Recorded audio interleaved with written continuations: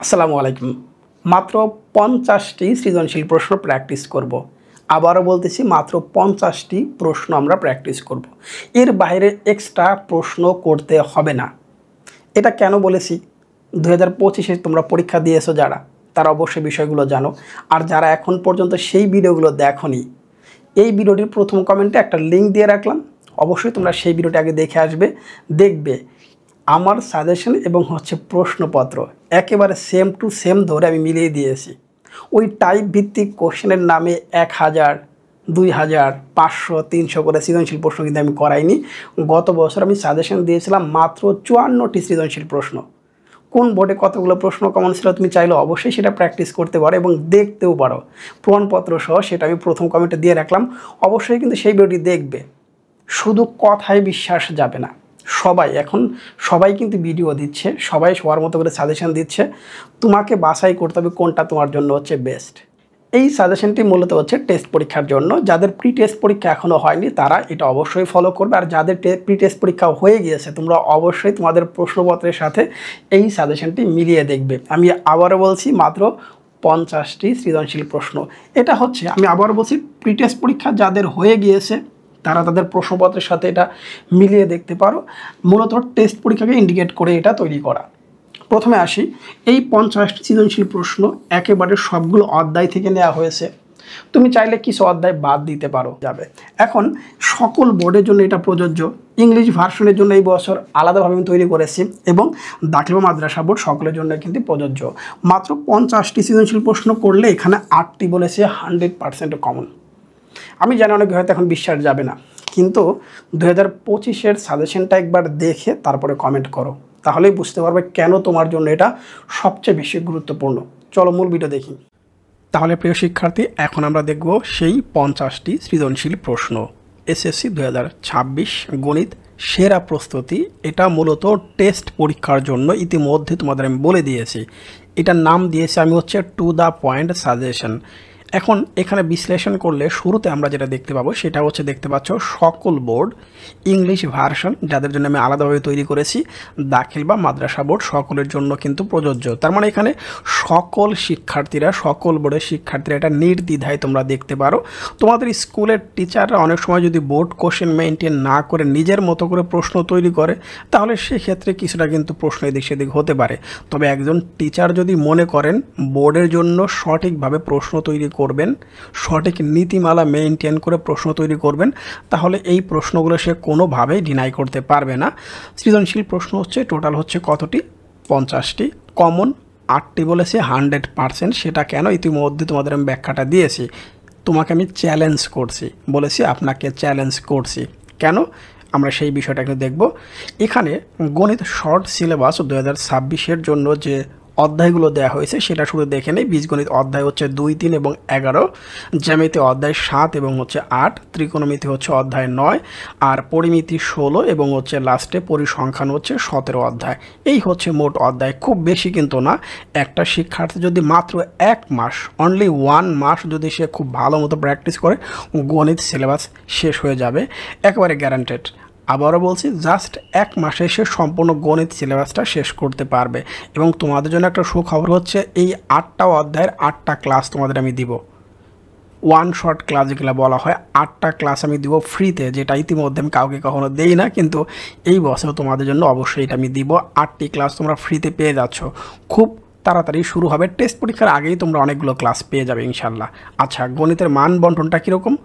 ২০২৬-এর সংক্ষিপ্ত প্রশ্ন 15টি থেকে 10টি উত্তর করতে হবে। এটা আমাদের নতুন, আগে ছিল না। 20 নাম্বার, 2 নাম্বার করে প্রত্যেকটার। সৃজনশীল 8টা থেকে 5টি, আগে ছিল 11টা থেকে 7টা, এখন কমে গিয়েছে। বহু নির্বাচন আগের মতোই 30টি। এবং এই মান বন্টনটা তোমরা অবশ্যই ইতিমধ্যে হয়তো জানো, তারপরে বলে দিচ্ছি। বীজগণিত থেকে 2টি প্রশ্ন, জ্যামিতি থেকে 2টি, ত্রিকোণমিতি পরিমিতি 2টি, আর লাস্টে পরিসংখ্যান থেকে 2টি সহ মোট 8টি প্রশ্ন আসবে। তোমাকে প্রত্যেক বিভাগ থেকে একটা করে, যে কোনো 5টা। তার মানে তুমি চাইলে পরিসংখ্যান থেকেও 2টি প্রশ্ন উত্তর করতে পারবে। আচ্ছা, এরপরে আমরা আসি আমাদের মূল যেটা আমাদের একেবারে শুরু করব আমরা এখন ঘ বিভাগ দিয়ে শুরু করব। অধ্যায় হচ্ছে 17। এখান থেকে আমরা প্রথমে 20 নাম্বার কমপ্লিট করতে চাই।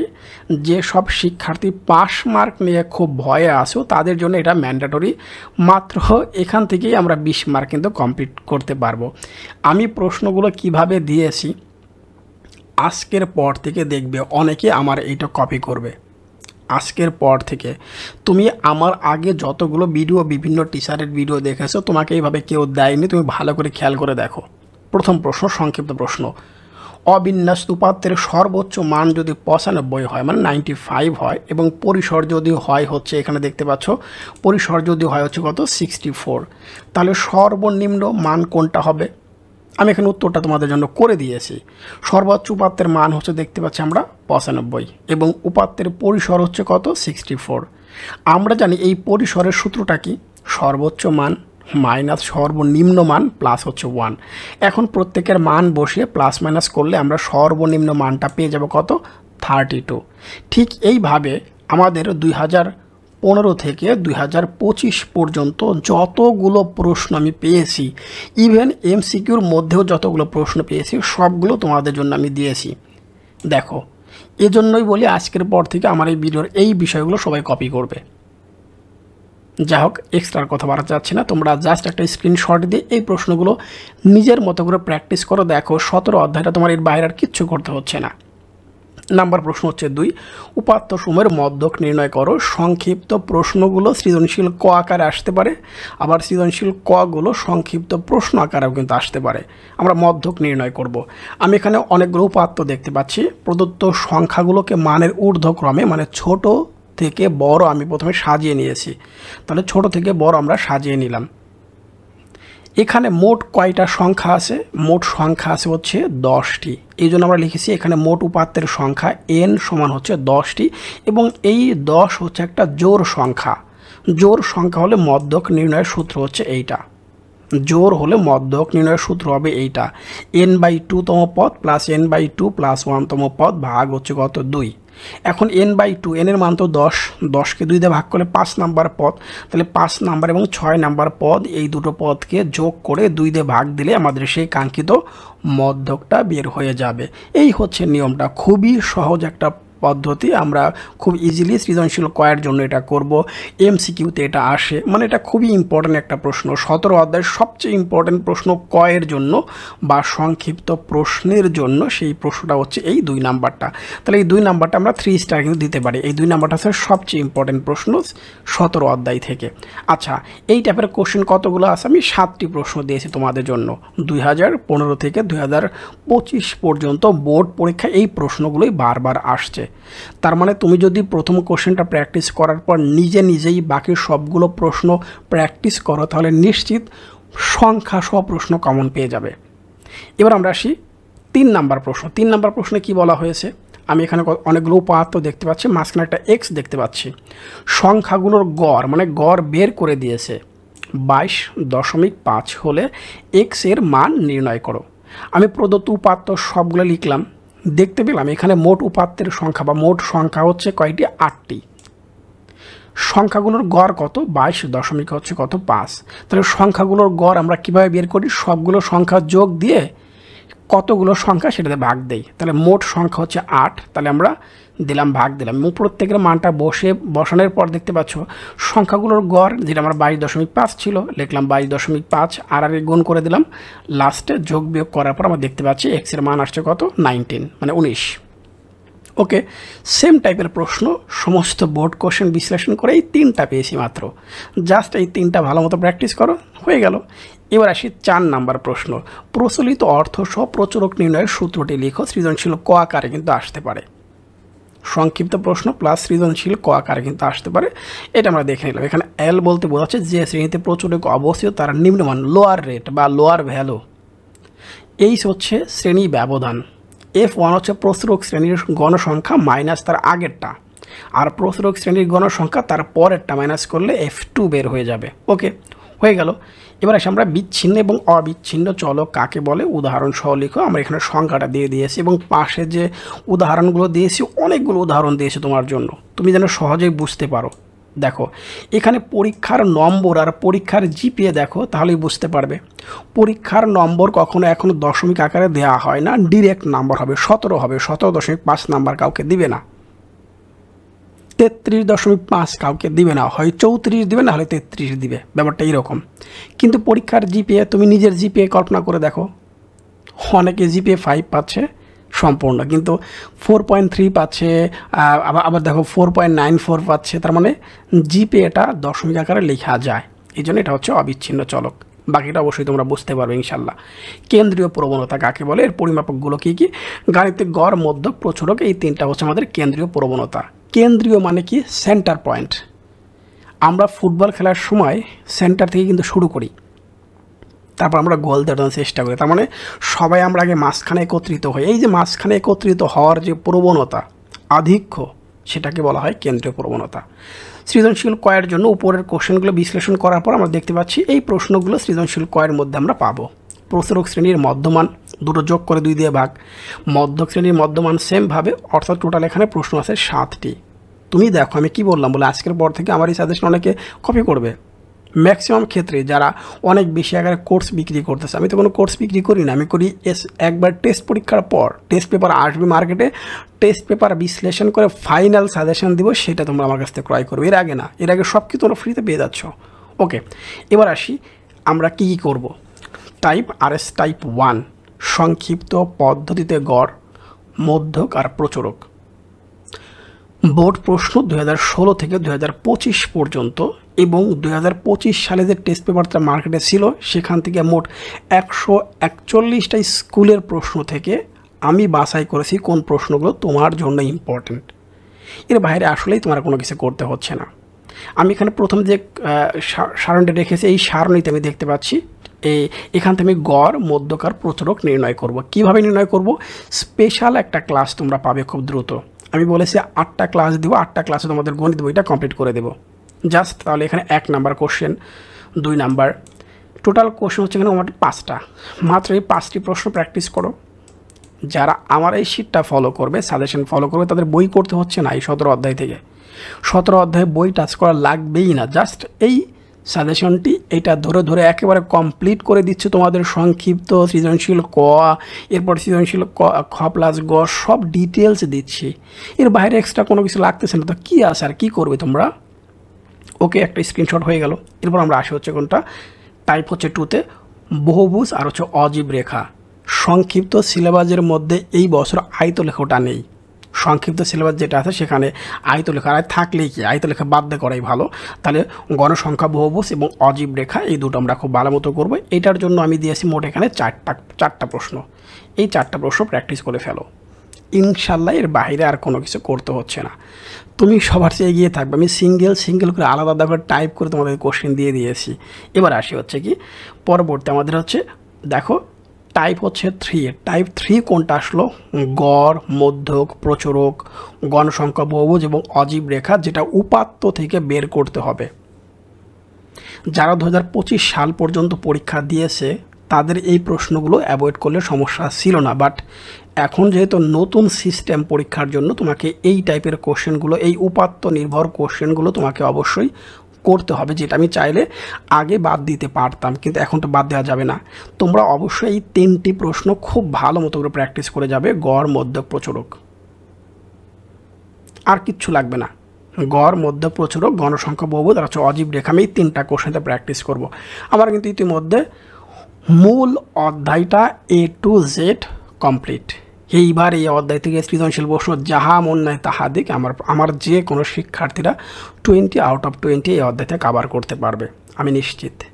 20-এর মধ্যে 20 সে পাবে, 1 নাম্বারও তার কাটা যাবে না, আমি যেভাবে তোমাদের দেখিয়ে দিয়েছি। এবার সৃজনশীল প্রশ্ন আসি, তাহলে 1 নাম্বারে সৃজনশীল প্রশ্ন কি আছে দেখতেই পাচ্ছ। ক নাম্বারে দেখতে পাচ্ছি মধ্যক নির্ণয় করো, যেটা আমরা ইতিমধ্যে করে আসছি। খ নাম্বারে সংক্ষিপ্ত পদ্ধতিতে গড়, আর গ নাম্বার হচ্ছে বহুভুজ, গণসংখ্যা, বহুভুজ। এটা হচ্ছে সবচেয়ে ইম্পর্টেন্ট কোশ্চেন, এটা ম্যাক্সিমাম বোর্ডে আসছে, হয়ে গেল। এবার আমরা আসি হচ্ছে কত, সৃজনশীল নাম্বার 2। এখানে কি দিয়েছি? প্রচুরক শ্রেণীর পূর্ববর্তী শ্রেণীর মধ্যমান নির্ণয় করো, সারণী থেকে মধ্যক ও প্রচুরক নির্ণয় করো, অজীব রেখা অঙ্কন করো। শেষ। 3 নাম্বার কোশ্চেনের সেম জাস্ট একটা কোশ্চেন। এই যে আয়ত লেখো, এইটা না করলে সমস্যা নাই, এর পরিবর্তে গণসংখ্যা বহুভুজ করলেই হবে। আয়তলেখার পরিবর্তে গণসংখ্যা বহুভুজ আমরা করব। 3 নম্বর হয়ে গেল। 4 নম্বর কোশ্চেন দেখতে পাচ্ছি এখানেও সেম প্রশ্ন, যা শুধুমাত্র আমাদের এখনও উপাত্ত নির্ভর কোশ্চেনগুলো 4 নম্বরটা, 5 নম্বরটা উপাত্ত নির্ভর কোশ্চেন। তাহলে এই হচ্ছে 5টি সৃজনশীল প্রশ্ন। 50টি সৃজনশীলের মধ্যে 5টি কমপ্লিট, বাকি রইল আর 45টি। ইতিমধ্যে তোমাদের 5টা প্রশ্ন আমি দিয়ে দিয়েছি, মানে 20 আউট অফ 20 তোমাদের কিন্তু হয়ে গেল। এবার আসি বাকি প্রশ্নগুলো। বাকি প্রশ্নগুলো করার জন্য মূল বই থেকে আমাকে কোন প্রশ্নগুলো করতে হবে, মূল বইয়ের কোন অঙ্কগুলো দিয়েই আমি মূলত সৃজনশীল বাকি 45টি তৈরি করেছি, সেটা তোমাকে আমি আগে দিচ্ছি। তার মানে মূল বইটা বিশ্লেষণ করব এখন। আচ্ছা, শুরুতে আসি। দেখতে পাচ্ছ বীজগণিত, তোমাকে চ্যালেঞ্জ করতেছি, এই প্রশ্নগুলি তুমি প্র্যাকটিস করবে। 2016 থেকে 2025-এর সবগুলো বোর্ড কোশ্চেন এখানে ইনক্লুড করে দিয়েছি সেইটার আলোকে। আচ্ছা, আমি শুরু করব হচ্ছে 11 অধ্যায় দিয়ে। আমার আগের একটা ভিডিওতে আমি বলেছি তোমরা অবশ্যই বীজগণিত 11 অধ্যায় দিয়ে শুরু করবে, করতে ভালো লাগবে। বেশি ঝামেলার অঙ্ক নাই 11 অধ্যায়, বেশি টাইপের অঙ্ক নাই। আচ্ছা, তাহলে 11 অধ্যায় আমরা দেখতে পাচ্ছি সৃজনশীল সংক্ষিপ্ত প্রশ্ন এবং সৃজনশীল কয়ের জন্য আমি এই 3টা প্রশ্ন করব। 11.1 থেকে 3, 5 এবং 7। তোমাদের যার যার কাছে বই আছে এখন বইটা বের করে ফেলো, এখনই বইটা বের করো। আমার সাথে সময় দিচ্ছি তোমাদের, বই এবং হাতে কলম বা মার্কার বা যেটা হোক নিয়ে নাও। এখন আমার সাথে তুমি যেগুলো বইটা দাগায় ফেলো আমার সাথে একবারে, ইনশাল্লাহ। এরপরে যতই প্রশ্ন প্র্যাকটিস করো শুধু এই প্রশ্নগুলোর উপরে ফোকাস রাখো, এক্সট্রা কোনো কিছু করার প্রয়োজন নেই। সৃজনশীল খ প্লাস গয়ের জন্য আমরা করবো হচ্ছে 9, 10, 11, 12, 13, 15 এবং লাস্ট হচ্ছে 20 নাম্বার। উদাহরণ 5, 6। এখানে সবচেয়ে ইম্পর্ট্যান্ট হচ্ছে এই 6 নাম্বারটা এবং এখানে হচ্ছে এই 10 নাম্বারটা। তাহলে এই 6 এবং 10 এই দুটো হচ্ছে বেশি বেশি করবে, 6 নাম্বার এবং হচ্ছে 10 নাম্বার। তাহলে 11.1 থেকে 10 নাম্বার এবং উদাহরণ 6 এই দুটি অবশ্যই করতে হবে, হয়ে গেল। আচ্ছা, এবার আসি আর একটা আছে 7 নাম্বারটা। তুমি চাইলে এখানে 7 নাম্বারটা কিন্তু অবশ্যই করা যেতে পারে, 5, 6, 7 যেতে বলেছি, 7 নাম্বারটাও আসে অনেক সময়, সমস্যা নেই। 11.2-তে আসি সংক্ষিপ্ত প্রশ্ন এবং সৃজনশীল কয়ের জন্য 10, 11, 10, 12, 13 এবং হচ্ছে 14। এই 4টা প্রশ্ন আমি সংক্ষিপ্ত প্রশ্ন এবং সৃজনশীল কয়ের জন্য করব, আর বাকি এই 4টা প্রশ্ন আমি করব খ এবং গয়ের জন্য। হয়ে গেল। এবার আমি চলে আসছি সেটের অধ্যায় 2.1, 2.2-তে। সেট থেকে আমি 2.1-এ যে অঙ্কটা করব সেটা হচ্ছে সংক্ষিপ্ত প্রশ্নের জন্য 1 এবং 2-এর খ, 7 এবং কাজ। 29 পৃষ্ঠায় একটা কাজ আছে, সেই কাজের কোশ্চেনটা অবশ্যই করতে পারি আমরা। সৃজনশীল খ প্লাস গয়ের জন্য আমি 6 এবং 8 নাম্বার এই দুটো বেশি বেশি করব, 6 এবং 8 এই দুটি বেশি বেশি করব। 2.2 সংক্ষিপ্ত প্রশ্নের জন্য সৃজনশীল কয়ের জন্য আমরা এই কয়টা করব, 11, 12, 13 এবং উদাহরণ হচ্ছে 19। এবং সৃজনশীল খ প্লাস গয়ের জন্য আমরা করব 15, 16, 18 এবং হচ্ছে 23। এখানে সবচেয়ে ইম্পর্ট্যান্ট প্রশ্ন হচ্ছে কোনটা, এই 18 নাম্বার এবং হচ্ছে এই 23 নাম্বার, উদাহরণ 23। এই দুটি হচ্ছে মোস্ট ইম্পর্ট্যান্ট 2.2-এর জন্য। 3.1, 3.2 থেকে কোনো অঙ্ক ডিরেক্ট কমন পড়বে না, এই জন্য 3.1, 3.2 চাইলে তোমরা শুরুতেই বাদ দিতে পারো, বলে বইয়ের কোনো অঙ্ক করলে কাজে লাগবে না। তোমাকে বেসিক টু প্রো ম্যাক্স বানাই দিচ্ছে, যেই হোক বা যেভাবেই হোক, যেভাবেই অঙ্কগুলো করাক না কেন, মূল বইতে কোনো প্রশ্ন পরীক্ষায় আসে না। 5%ও নাই বোর্ড কোশ্চেন, 5% তোমাকে চ্যালেঞ্জ করে বলতে যে 5% অঙ্কও নাই যেটা মূল বই থেকে 3য় অধ্যায় থেকে পরীক্ষায় আসছে। সব প্রশ্নতে বানায় দিবে, কোন প্রশ্নগুলো বানায় দেবে সেটা আমি 2য় পার্টে তোমাদের দেখাবো।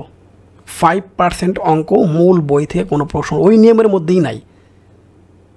তার মানে মূল বই থেকে 3.1, 3.2 অঙ্কগুলো করলেই তুমি পারবে সেরকম না, কাজে লাগবে না। 3.1 এবং 3.2 কী করলে কাজে লাগবে, মূল ভিডিও আসতেছে, কয়েকদিনের মধ্যে পেয়ে যাবে। ওকে, 3.1 এবং 3.2 এটা চাইলে তোমরা অফ করতে পারো, কারণ মূল বই থেকে কোনো অঙ্ক ডিরেক্ট কমন পড়বে না। আমি যে কটা তোমাদের দিয়েছি তুমি এই কটা এখন থেকে করা প্র্যাকটিস করে দাও, এর বাইরে কী করতে হবে সেটা বলে দেবো। এখানে যে প্রশ্নগুলো আছে তুমি চাইলে এই প্রশ্নগুলো এখন প্র্যাকটিস করো, এবং তারপরে তোমাদের বলে দেবো কোন প্রশ্নগুলো তোমাদের করতে হবে। এবার আসি জ্যামিতি অংশে। 99% বোর্ড পরীক্ষায় সম্পাদ্য 1, 2, 3 আবারও বলতেছি সম্পাদ্য 1, 2, 3 এইটা আছে 7 নম্বর অধ্যায়, আর সম্পাদ্য 9, 10, 11 এইটা আছে 8 নম্বর অধ্যায়। এই 6টা থেকে ম্যাক্সিমাম পরীক্ষায় আসে। তাহলে 99% বোর্ড পরীক্ষা আমরা দেখতে পাচ্ছি সম্পাদ্য 1, 2, 3 এবং 9, 10, 11 এখান থেকে কিন্তু পরীক্ষায় আসতেছে। এবার আসে হচ্ছে বাকি সম্পাদ্যগুলো আছে 4, 5 এবং হচ্ছে 8। 100% শিওর হওয়ার জন্য তুমি এই চাইলে 3টা করে রাখতে পারো, বাট উপরের 6টা ম্যান্ডেটরি, অবশ্যই কম্পালসারি তোমায় করতেই হবে, নো ডিনাই। এবার আসে হচ্ছে আমরা এক্সট্রা গয়ের জন্য যেগুলো করবো, উপরটা তো ক এবং খ হয়ে গেল, বাট গ নাম্বারে আর একটা থাকবে, সেটার জন্য কি করতে পারি 7.1 থেকে 3 এবং 6, 7.2 থেকে করব হচ্ছে 15 এবং হচ্ছে 19, এবং 8.5 থেকে করব হচ্ছে 9, 10, 11 এবং হচ্ছে 14। এর মধ্যে সবচেয়ে বেশি পরীক্ষা আসে এই 11 নাম্বারটা, সবচেয়ে বেশি আসে এই 11 নাম্বারটা আর এই 6 নাম্বারটা, 11 এবং 6 এই দুটো অবশ্যই ভালো মতো করবে। এবার আসি উপপাদ্যের ক্ষেত্রে। উপপাদ্য সেম কথা, উপপাদ্য সবচেয়ে বেশি আসে এই দুটা, 20 এবং 23 সবার আগে শিখবে, এরপরে শিখবে হচ্ছে 18, 19, লাস্টে হচ্ছে কত 26। এই 6 বা এই 5টা উপপাদ্য আমাকে খুব ভালো মতো করে শিখতে হবে। এরপর আমি চাইলে এক্সট্রা চাইলে 21 এবং 24 করে রাখতে পারি, 21 এবং হচ্ছে 24, কিন্তু উপরের এই 5টা অবশ্যই করতে হবে। এবার আসি অনুশীলনের অংশ থেকে গ নাম্বারের জন্য যেটা হবে 8.1 থেকে মাত্র একটা, 8.2 থেকে এই দুটি, 8.3 থেকে দুটি এবং 8.4 থেকে একটা, হয়ে গেল। সবচেয়ে সহজে, সবচেয়ে অল্প এবং জ্যামিতির উপর একটা স্পেশাল শিট আছে আমার, এটাকে আমি বলি দেশ সেরা স্পেশাল শিট। গত বছর আমি তৈরি করে দিয়েছিলাম অনেক শিক্ষার্থীদের, হিউজ পরিমাণ শিক্ষার্থীদের রেসপন্স ছিল আমার জ্যামিতি শিট, এবং ফেসবুক পেজ এটা ভাইরাল হয়ে গিয়েছিল। আচ্ছা ওকে, এবার আসি গ নাম্বারে ত্রিকোণমিতি এবং পরিমিতি। হ্যাঁ, এখানে অনেকগুলো কথা আছে। ত্রিকোণমিতি অংশ গত বছর বারবার বললাম, ত্রিকোণমিতি আর পরিমিতি কোশ্চেন, পরিমিতি তোমরা বাদ দিয়ে করবে না। অনেকে পরিমিতি বাদ দিয়ে শুধু ত্রিকোণমিতি করে গিয়েছিল 2025 সালের পরীক্ষার্থী, ওরা যে কি একটা ধরা খেয়েছে পরীক্ষায়, স্পেশালি ঢাকা বোর্ডের শিক্ষার্থীরা, ঢাকা বোর্ড এবং বরিশাল বোর্ডের এই দুটো বোর্ডের শিক্ষার্থীরা ধরা খেয়েছে সবচেয়ে বেশি, কারণ তাদের ত্রিকোণমিতির 9.1, 9.2তে কোনো প্রশ্নই আসেনি, যেখান থেকে 9.1, 9.2তে প্রশ্ন আসার কথা ছিল আসেনি, ওদের পরিময় থেকে দুটো প্রশ্ন দেওয়া হয়েছিল। এই জন্য যারা কথা শুনেনি তারাই ঝামেলায় পড়েছে। যাই হোক, 9.1 থেকে আমরা সৃজনশীল ক এবং সংক্ষিপ্তির প্রশ্নের জন্য আমরা করব হচ্ছে এই চারটা প্রশ্ন করব।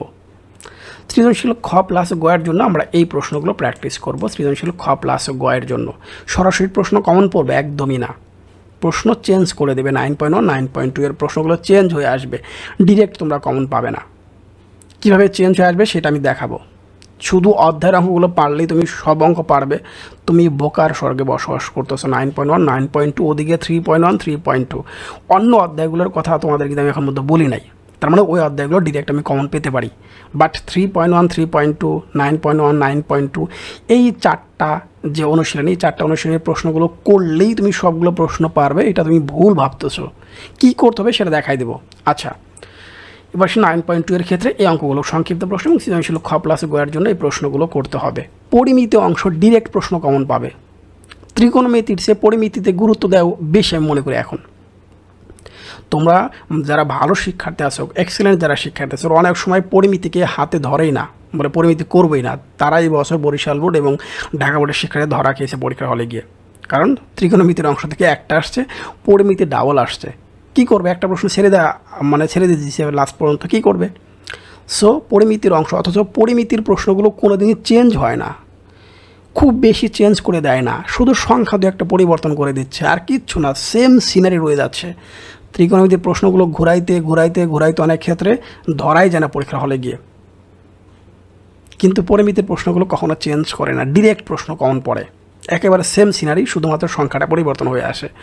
সংক্ষিপ্ত প্রশ্ন সৃজনশীল ক 16.1 থেকে করব মাত্র এই 2-3টা, 5, 7, 9।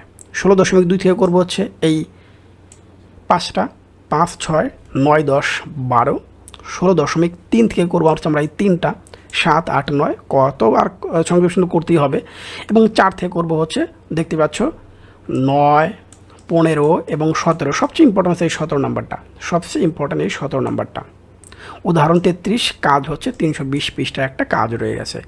এই হচ্ছে আমার টোটাল সাজেশন তোমাদের জন্য। এই প্রশ্নগুলোর এই অঙ্কগুলোর মানে নিয়েই আমি মূলত বাকি 45টি প্রশ্ন তৈরি করেছি। তোমাদের একটু আগে বললাম না, বলে প্রশ্ন কীভাবে চেঞ্জ হয়ে আসবে, কীভাবে ঘোরাই দিবে, সেই বিষয়টা তোমাদের একটু নমুনা দেখাচ্ছে, যেটা আমাদের পেইড শিক্ষার্থীদের আমি দিতাম, কিন্তু এই বছর তোমরা ফ্রিতে সব কিছুই পেয়ে যাবে। জাস্ট একটু দেখাচ্ছি, দেখো। ধরো 11.1 অধ্যায় আমরা চলে আসলাম। এই অধ্যায় আমি কীভাবে প্রত্যেকটা অধ্যায় বিশ্লেষণ করেছি, 3.1, 3.2, 9.1, 9.2 এর সবগুলো অধ্যায়। আচ্ছা, এবার দেখতেছি আমরা পাঠ্য বইয়ের রেফারেন্স হচ্ছে 10 নম্বর অঙ্ক 11.1-এর RS টাইপ হচ্ছে 1। বোর্ড প্রশ্ন 2016 থেকে একেবারে 25 পর্যন্ত, এবং টেস্ট পেপারের 141টি প্রশ্ন বিশ্লেষণ করলে ক্যাডেট স্কুলগুলো সহ এই 10 নম্বর কোশ্চেনটা টোটাল এতবার পরিবর্তন হয়ে পরীক্ষায় আসছে। একটাই প্রশ্ন, কিন্তু পরিবর্তন হয়েছে কতবার? এতবার। দেখো শুধু সংখ্যাগুলো পরিবর্তন, কিভাবে সামনে পিছনে চেঞ্জ করে দিয়েছে। এই চেঞ্জটা আমি প্রত্যেকটা শিটের প্রত্যেকটা অধ্যায়ের প্রত্যেকটা টপিক নিয়ে আমি করেছি, যার নাম দিয়েছে RS টাইপ 1, টাইপ 2 এই টাইপের কোশ্চেন। এখান থেকে সবগুলো প্রশ্ন করার দরকার নেই, প্রথম 2টা বা 3টা করলেই তুমি মুখস্থ হয়ে যাবে। যদি তুমি সবগুলো প্রশ্ন করতে পারো তাহলে এক্সাম হলে তোমার সংখ্যা সহ কমন পড়বে, যদি সবগুলো করতে পারো। আমি এখানে নিচে লিখে দিয়েছি, দেখো প্রতিটি টাইপ ভিত্তিক প্রশ্ন থেকে 2 থেকে 3টা করলেই হবে। তুমি যদি সবগুলো 10টাই করতে পারো তাহলে নিশ্চিত থাকো পরীক্ষায় তুমি সংখ্যা সহ কমন পাবে। এটাই হচ্ছে প্রথম কথা। এবার আসি 2 নাম্বার। আমরা উদাহরণ 6 নাম্বার কোশ্চেনটা দেখব। 6 নাম্বার কোশ্চেনটা দেখো এতবার পরিবর্তন হয়ে আসছে। এই 6 নাম্বার কোশ্চেনতে ঢাকা বোর্ড এই বছর আসছে। ফুল একটা অঙ্ক না আসলে 6 নাম্বার কোশ্চেনটা কিন্তু ঢাকা বোর্ডে এই বছর আসছে। দেখো 6 নাম্বার কোশ্চেনটা কয়েকটা বোর্ডে আসছে। এই কোশ্চেনটা দেখো একটা প্রশ্ন, কিন্তু একটা প্রশ্ন, জাস্ট এই 6 নাম্বার কোশ্চেনটাকে আমি এতবার পরিবর্তন করে দিয়েছি। তার মানে আমার এই শিটটা করা মানে 2016 থেকে 2025 পর্যন্ত সবগুলো বোর্ড কোশ্চেন সলিউশন হয়ে যাচ্ছে। টেস্ট পেপার 141টি স্কুলের প্রশ্ন তুমি ইজিলি আনসার করতে পারো, মানে পুরো টেস্ট পেপার তোমার আনসার করা শেষ। তাহলে তোমার রেজাল্ট খারাপ হবে এটা আমি কোনোদিনই বিশ্বাস করি না। তোমাকে আমি বেসিক টু প্রো বানাবো না, বেসিক টু প্রো ম্যাক্স হয়ে যাবে তুমি যদি এই প্রশ্নগুলো করতে পারো। নেক্সট, আচ্ছা এরপরে 3 নাম্বার দেখি আমরা। RS টাইপ হচ্ছে কত? দেখো 3 নাম্বারে 7 এবং 8 নাম্বার কোশ্চেন বিশ্লেষণ করে দেখতে পাচ্ছি আমাদের এই কোশ্চেনগুলো এতবার আসছে এই প্রশ্নগুলো। একটা প্রশ্ন কিন্তু কতবার দেখো চেঞ্জ হয়ে আসছে। প্রথমে স্কোয়ার, এরপরে 4, এরপরে 8, দেখতে পাচ্ছ পরিবর্তনটা কীরকম, সংখ্যা শুধু পরিবর্তন। আমি তোমাকে সবগুলোই দিয়েছি যেন পরীক্ষা আসলে দেখলেই বুঝতে পারো এই কোশ্চেন আমি করে আসছি, এটা আমি পারি। বাট এইরকম চোখে ভাসবে সবসময়। টাইপ হচ্ছে কত? 4। 11 এবং 12 নং কোশ্চেনের আলোকে দেখো এই কোশ্চেনটা দিয়ে আসছে কত? 8 বার পরিবর্তন হয়ে আসছে। 8 বার পরিবর্তন হয়ে আসছে এই প্রশ্ন। আমার শিক্ষার্থীরা 100 আউট অফ 100 পাবে না, তাহলে কার শিক্ষার্থীরা পাবে পরীক্ষার হলে গিয়ে? প্রত্যেকটা অধ্যায়ের টপিকগুলো যদি এইভাবে তুমি বিশ্লেষণ করে করো, আমি তো প্রতিবারই বলি গণিত বই আপনাকে টাচ করতে হবে না যদি আপনি আমার এই শীটগুলো একটা একটা করে শেষ করেন প্রত্যেকটা অধ্যায় ভিত্তিক। আমার এই অঙ্কগুলো করার পর তুমি গণিত বইয়ের সবগুলো অঙ্ক পারবে। আমার এই অঙ্কগুলো করার পর তুমি টেস্ট পেপার, বোর্ড কোশ্চেন সব সলিউশন করতে পারবে।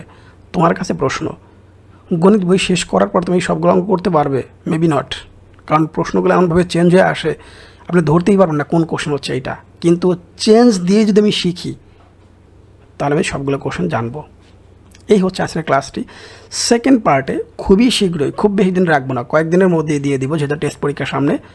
সেকেন্ড পার্ট আমি 45টি সৃজনশীল প্রশ্ন দিব ফ্রিতে। আমি আবারও বলছি আমি কোনো কোর্স চালু করি না এখন। প্রতিদিন হিউজ পয়েন্ট শিক্ষার্থীদের মেসেজ দিচ্ছ কিন্তু নো রিপ্লাই, কোনো রিপ্লাই দিচ্ছি না। আমি বারবার বলে রাখি টেস্ট পরীক্ষার পর টেস্ট পেপার বিশ্লেষণ করে, এই যেখানে দেখতে পাচ্ছ 141টি স্কুলের প্রশ্ন, এরকম প্রশ্নগুলো বিশ্লেষণ করে শিটের সাথে অ্যাড হবে, তারপর আমি কোর্স চালু করি।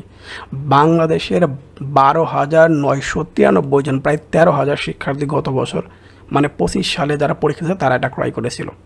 শুধু লাস্টের 2 মাসে, বাকিটুকু না বললাম, লাস্টের 2 মাসে। অনেক ভালো থাকো, রেগুলার তোমরা এখন থেকে ক্লাস পাবে। তাহলে আজকে তো পার্ট 1 চলে গেল। পার্ট 2টা আমি খুবই তাড়াতাড়ি তোমাদের দিব বিশ্লেষণ সহ। এখন তোমাদের মূল বইয়ে কোন অঙ্কগুলো করতে হবে সেটা আমি ইতিমধ্যে বিশ্লেষণ করে দিয়েছি। এই প্রশ্নগুলোর আলোকেই কিন্তু আমার এই 50টি প্রশ্ন হচ্ছে প্র্যাকটিস।